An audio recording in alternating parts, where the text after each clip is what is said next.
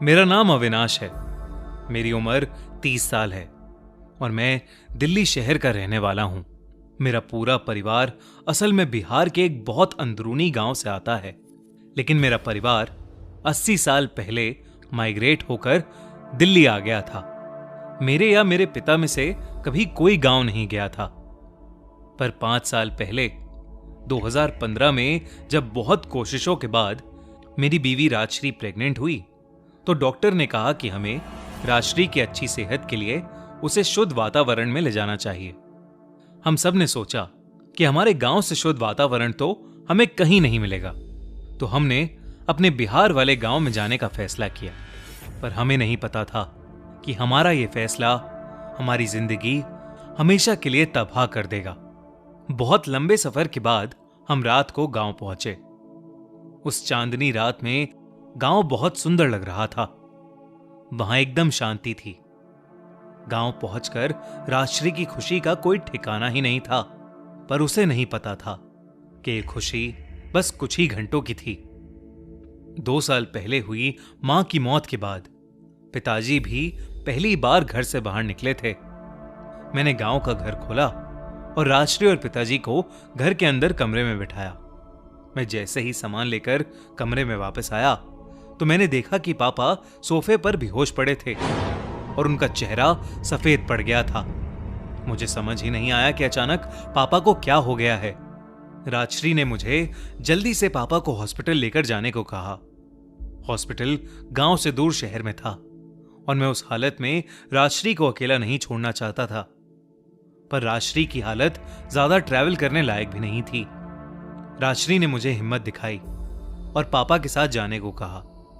मैं पापा को गाड़ी में बिठाकर हॉस्पिटल चला गया। पापा पूरी रात हॉस्पिटल में ही भर्ती थे।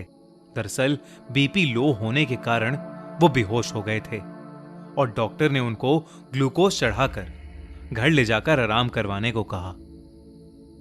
मैंने राजश्री को रात भर फोन करने की कोशिश की, पर उसने फोन ही नहीं उठाया। मैं अगली दोपहर पापा को लेकर जब घर गया तो जो मैंने देखा वो बेहद ही अजीब और डरावना था। मैंने देखा कि राजश्री कमरे के कोने में खड़ी है और दीवार की तरफ मुंह कर अपने नाखूनों से दीवार को नोच रही है। ये देखते ही मैं अंदर से कांप गया। जैसे ही मैंने उसे आवाज दी, उसने दीवार खुरेदना बंद कर दिया और वो मेरी तरफ मुड़कर पापा के बारे में पूछने लगी, जैसे अभी कुछ हुआ ही नहीं था। मैं डरते हुए धीरे से उसकी ओर बढ़ा। मुझे लगा कि शायद ये सब स्ट्रेस का नतीजा है, तो मैं राजश्री को कमरे तक लेकर गया और उसे वहां सुला दिया।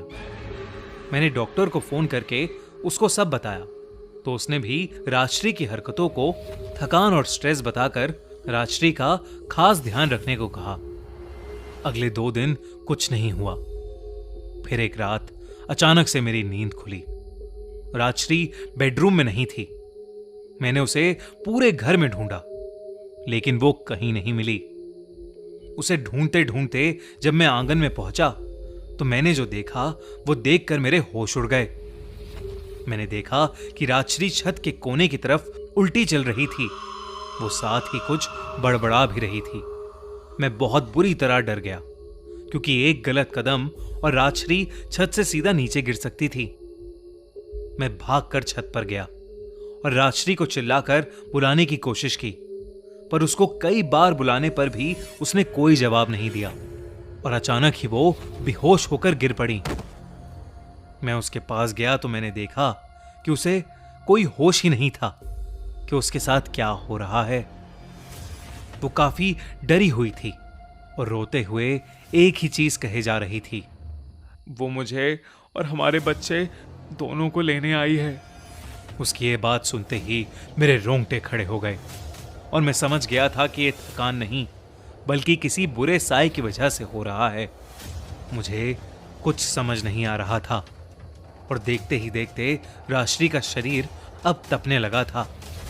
मेरे पास और कोई चारा नहीं था, इसलिए मैंने आधी रात में ही गांव के सबसे बड़े पंडित को घर बुलवा लिया।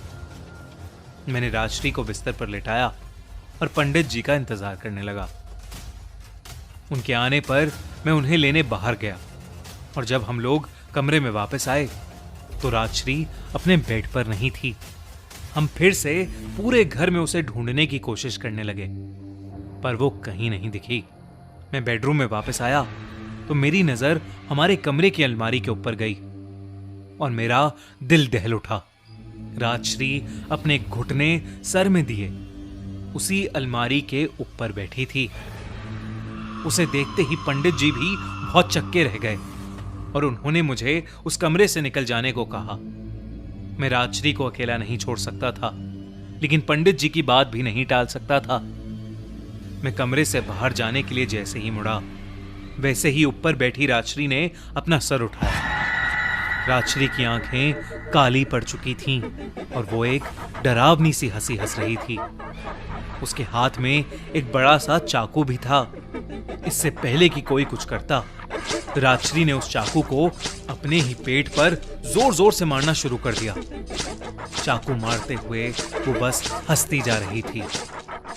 कुछ ही पलों में राजश्री बेहोश होकर अलमारी से नीचे गिर गई।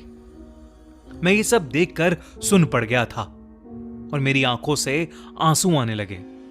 पंडित जी ने मुझे राजश्री से दूर किया और मुझे वहां से जल्द निकलने के लिए कहा। उन्होंने बताया कि करीब 50 साल पहले इसी गांव में एक लड़के ने एक छोटी जाति की लड़की से शादी की थी।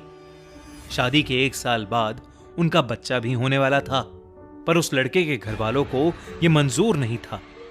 इसलिए उन्होंने उस लड़की और उसके पेट में पल रहे बच्चे को बेरहमी से मार दिया था। तब से लेकर आज तक हम गांव में कभी भी किसी गर्भवती महिला को अकेले नहीं छोड़ते हैं। कहते हैं कि उसी लड़की का साया किसी को भी मां नहीं बनने देता।